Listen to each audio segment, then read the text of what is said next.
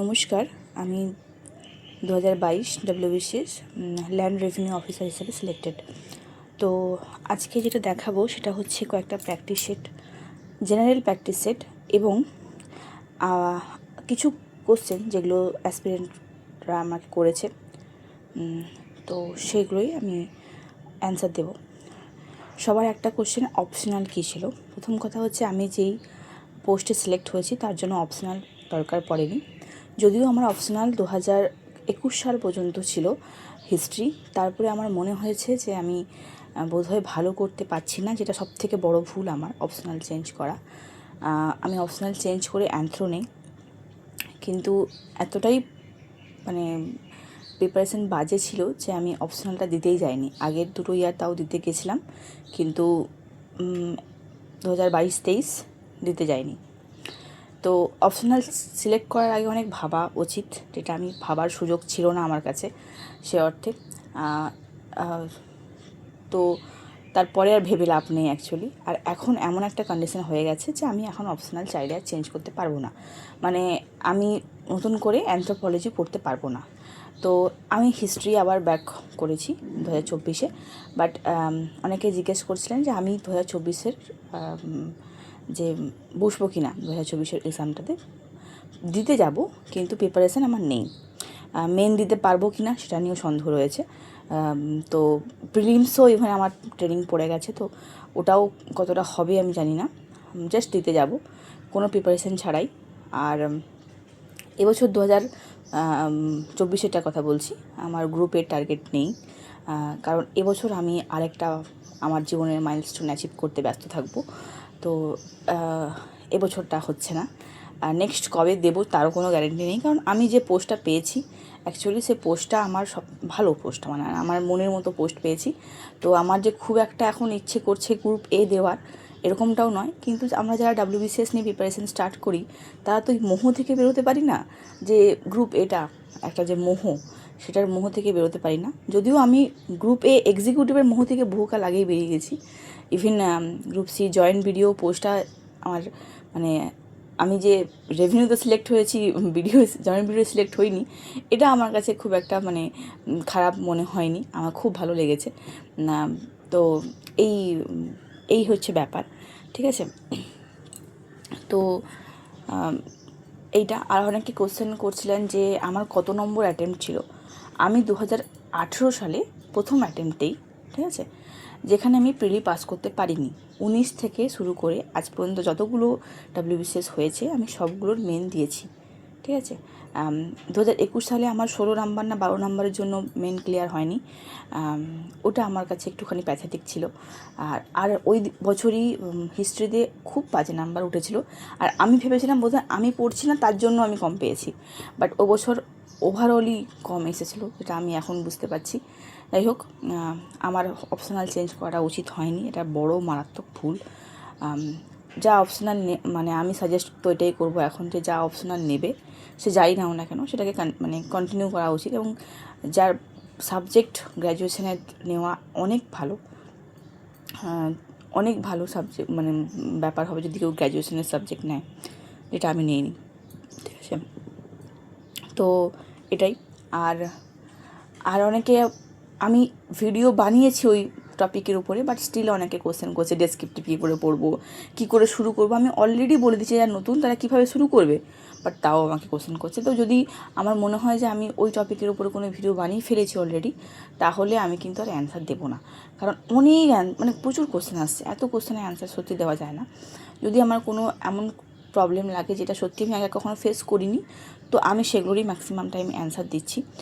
বাদ বাকি আরেকটা কথা অনেকেই কোশ্চেন করছেন আমাকে, যে আমি এক্স্যাক্ট একজন কোশ্চেন করছিলেন আইসিডিএস প্রিপারেশান নেব, তার বই বলুন, ঠিক আছে।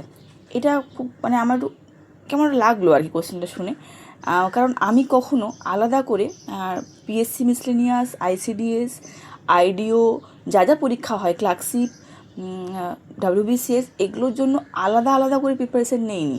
তাই আমার পক্ষে সত্যিই বলা কঠিন যে ক্লার্কশিপের জন্য বই কী হবে, আইসিডিএসের জন্য বই কী হবে। আমার মনে হয় পিএসসির সমস্ত এক্সাম যদি আপনি কখনো দেন আর কি, তাহলে বুঝতে পারবেন যে এমন কোনো ব্যাপার নয় যে পিএসসিতে মিসলেনিয়াসের কোশ্চেন সহজ হবে, ডাব্লিউবিসিএসের কোশ্চেন কঠিন হবে, এরকমটা নয়। ওরা প্রায় একই ধরনের কোশ্চেন করে বলে আমার মনে হয়। মেন্সে গিয়ে ব্যাপারটা চেঞ্জ হয়, সেটা আলাদা ব্যাপার, কিন্তু প্রিলিমসে সব সেম। তাই আমি যখন ডাব্লিউবিসিএস ম্যানুয়াল বলছি তখন সবাই অবাক হয়ে যাচ্ছে যে এই এই পরীক্ষাটার জন্য ডাব্লিউবিসিএস ম্যানুয়াল পড়বো। মানে হ্যাঁ, মানে জিকে আপনি আর কোথা থেকে পড়বেন? হ্যাঁ, জিকের ম্যানুয়াল বাদে লুসেন্টের জিকে হয়, আরও জিকে বই হয়, সেগুলো আপনি পড়তে পারেন, কিন্তু আমি যেগুলো পড়েছি আমি সেগুলোই বলবো, খুব স্বাভাবিক সেটা। তো বা যেগুলো আমার ঠিক মনে হয়েছে যে হ্যাঁ আমি যেগুলো পড়েছি সেগুলোর কাছাকাছি এই বইটাতে আছে, তো আমি ওভাবেই বলেছি। তো হ্যাঁ, জিকের অনেক বই হয় অ্যাকচুয়ালি, সেখান থেকে আপনার যদি মনে হয় আপনি ডাব্লিউবিসিএস ম্যানুয়াল পাচ্ছেন না, বাংলা ভার্সনে পড়ুন, বাংলা ভার্সনও পাচ্ছেন না, অন্য কোনো সহজ বই পড়ুন, আপনার যেটা মন চায় আপনি সেটা পড়ুন। কিন্তু ব্যাপারটা হচ্ছে যে ডাব্লিউবিসিএস ম্যানুয়ালটা একটা স্ট্যান্ডার্ড বই, আমি সেজন্য স্ট্যান্ডার্ড বইয়ের কথাই বলি। আর অনেকে বলছেন বুক লিস্ট সাজেস্ট করুন। অ্যাকচুয়ালি ইউটিউবে প্রচুর বুক লিস্টের বই পেয়ে যাবে, মানে বুক লিস্টের ভিডিও পেয়ে যাবে। আমি প্রথম দিকে আমার কাছে যদি আমার বুক লিস্ট আনতে যাওয়া হয় তাহলে তো বিশাল বড় ভিডিও হবে সেটা, কারণ আমি প্রচুর বই ফলো করেছি, কিন্তু সবগুলো বই সব পড়েছি এরকমটা নয়। আমি প্রত্যেকটা বইকে অ্যাজ আ রেফারেন্স ইউজ করেছি, ঠিক আছে। আমার মেন কিন্তু নোট ছিল। আরেকটা কোশ্চেন করছে একজন, অনেকজনই কোশ্চেন করেছে যে আমি কোনো ইনস্টিটিউটে পড়েছি কি না। হ্যাঁ, আমি ইনস্টিটিউটে পড়েছি এবং আমি সেখানে বেশ অনেকটা টাকা দিয়ে ভর্তি হয়েছি, এবং তাতে আমার কোনো আফসোস নেই, কারণ আমি 2017 থেকে আজ কত হচ্ছে 2026, এত দীর্ঘ সময় পর্যন্ত আমি ওদের সঙ্গে ওদের কাছ থেকে হেল্প নিতে পারছি। আমার মনে হয় সেখানে আমার পয়সা ওসুল হয়ে গেছে পুরোপুরি। যারা ওটা কভার আপ করতে পারে না তাদের আলাদা ব্যাপার, তারা হয়তো 1 বছর পরে ছেড়ে দিচ্ছে বা 6 মাস পরে ছেড়ে দিচ্ছে, তখন তাদের মনে হবে এটা হিউজ অ্যামাউন্টের টাকা। ওই টাকাটা যদি আমাকে 3টে চাকরি দিয়েছে তাহলে আমার কাছে ওটা কোনো ম্যাটার করে না। আমার এবং আমার সাজেশন হবে এটাই যে যদি কোনো ব্যক্তি মনে করে যে আমি একা পারবো সেলফ স্টাডি করে, পুরোপুরি সেলফ স্টাডি করে, মানে ইউটিউবের সাহায্য বা পয়সা খরচা না করে, কোনো রকম কোর্সে ভর্তি না হয়ে, কোনো রকম অফলাইন অনলাইন কোনো রকম কোর্সে ভর্তি না হয়ে সে নিজে একা পারবে ইউটিউবে বা নেটওয়ার্ক মানে ইন্টারনেটের সাহায্যে, সে অবশ্যই পড়তে পারে খুব ভালো। এবং এমনটা নয় যে ওরকমভাবে পাওয়া যায় না, অনেকেই পেয়েছে, আমার ব্যাচেরই অনেকে আছে যারা পেয়েছে। যাদের মনে হবে যে না আমার একটা গাইডেন্স লাগবে, তারা কারো কাছে গাইডেন্স নিতে পারে, সেটা টিচার হতে পারে, সেটা কোনো ইনস্টিটিউট হতে পারে, সেটা কোনো দাদা হতে পারে, কোনো স্যার হতে পারে, যে কেউ হতে পারে। আমি যখন প্রবলেম ফেস করব, আমার উদ্দেশ্য হবে সেই প্রবলেমটাকে সলভ করা, ঠিক আছে, নাকি অন্য কাউকে গালি দেওয়া যে সেই ইনস্টিটিউটে পড়ছে বলে তাকে আমি ছোটো করে দেবো, সেরকম ব্যাপারটা নয়। তোমার ইচ্ছে হলে তুমি পড়ো ইনস্টিটিউটে, তোমার ইচ্ছে হলে তুমি না পড়ো, কোনো ব্যাপার নয়, ঠিক আছে। তো এটা কোনো ব্যাপার নয় যে একটা ইনস্টিটিউট বিশাল টাকা নিচ্ছে বলে সেই ইনস্টিটিউটকে খারাপ বলে দেবো, সেটা নয়। তোমার যখন মনে হবে যে তুমি একটা পড়তে পারবে কোনো স্যারের কাছে, তুমি স্যারের কাছেই পড়ো, অসুবিধা কী আছে। আমার যখন ডেসক্রিপটিভ ইংলিশে প্রবলেম হয়েছিল আমি একটা স্যারের কাছে পড়েছিলাম, আমার সাহায্যের দরকার হলে আমি সেটা নেব, এটা খুব স্বাভাবিক, এবং আমার দরকার যখনই পড়েছে আমি নিয়েছি। ইভেন আমি কালকেই বলেছিলাম ভিডিওতে যে আমার লক্ষ্মীকান্ত যখন পড়তে পারছিলাম না, আমি তখন ইউটিউবের স্যাররা যেটা রয়েছেন তাদের কাছ থেকে আমি পড়েছি ফ্রি অফ কস্ট, বাট পড়েছি। তো আমি সব জানি, মানে আমার অ্যাটলিস্ট এই অ্যাটিটিউডটা নেই যে আমি সব জানি আমি নিজে একা করে নেব, ঠিক আছে, এটা নেই আমার কাছে। তো কিন্তু অনেকে ভালো, মানে খুব ভালো স্টুডেন্ট আছেন যারা নিজেরা করতে পারেন, অ্যাকচুয়ালি তারা খুব ভালো না, সেই স্টুডেন্টরা, তো তারা নিজেরা করে, অসুবিধার কিচ্ছু নেই। আপনি পারলে একা পারবেন অবশ্যই করুন, যারা পারবে না তাদেরকে পড়তে দিন, এটা হচ্ছে ব্যাপার। যে কোনো ইনস্টিটিউট, এবার আমাকে জিজ্ঞেস করে কোন ইনস্টিটিউটে পড়বো, আমি তখন কোনো সাজেশন দেই না, মানে আমার ইনস্টিটিউটে আমি যেখানে পড়েছিলাম সেখানে আমি পড়তে কখনোই বলি না কাউকে যে তখন আমি প্রমোশন করার চেষ্টা, নো, নট অ্যাট অল। অনেক ইউটিউবে স্যার ম্যাডামরা রয়েছেন যারা সিজেল দেয়, তাদের অনেক স্যার রয়েছেন বাইরের স্যার, ওখানে আরামসে পড়তে পারেন।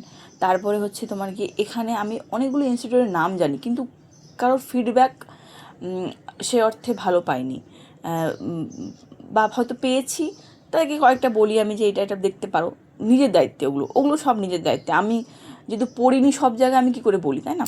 আমি তো আর বানিয়ে বলতে পারবো না যে ওই ইনস্টিটিউটটা ভালো, তো আমার পক্ষে বলা সম্ভব নয়। বা আমি যে ইনস্টিটিউটে পড়েওছি তারা এখনকার কী কন্ডিশনে রয়েছে সেটাও আমি জানি না, কারণ তাদের কাছে আমি এই মুহূর্তে পড়তে যাচ্ছি না, তাই না? সেখানকার টিচার চেঞ্জ হয়ে যায়, এবার টিচার চেঞ্জ হলে তার অনেক কিছু চেঞ্জ হয়ে যায়, ঠিক আছে?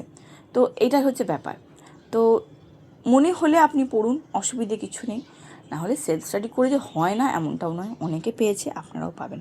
ওকে, আমি কিছু ছোট্ট করে কয়েকটা সেট দেখিয়ে দিচ্ছি, practice set, general practice set. Tarun Goel ভীষণ স্ট্যান্ডার্ড বই, একদম প্রথমে করতে না যাওয়াটাই ভালো। প্রথমে শুরু করার জন্য লুসেন্ট বেটার, ঠিক আছে? এই যে লুসেন্টের জিকে, এই যে এটা আমি অনেক পরে কিনেছি, পয়সা মানে স্যালারি হওয়ার পরে কিনেছি, ঠিক আছে? দিশাটা আমার অনেক আগেকার কেনা, মানে যখন পড়ছিলাম তখনই কেনা। তো এই দিশাটা ভালো স্ট্যান্ডার্ড বই, সহজ কোশ্চেনও যেমন আছে, কঠিন কোশ্চেনও আছে। সব থেকে ভালো হচ্ছে আমার পড়তে সুবিধা হয়, এই যে দেখুন কোশ্চেনের পরে অ্যান্সার, এই জন্য আমার পড়তে সুবিধা হয়। আমার ওই 4টে পাতা উল্টে গিয়ে মানে পড়তে খুব অসুবিধা হয়। আবার ওটা সুবিধা হয় যখন আমি এমসিকিউ সলভ করি, তখন সুবিধা হয়, কিন্তু এটা পড়তে খুব সুবিধা হয় আমার, ঠিক আছে?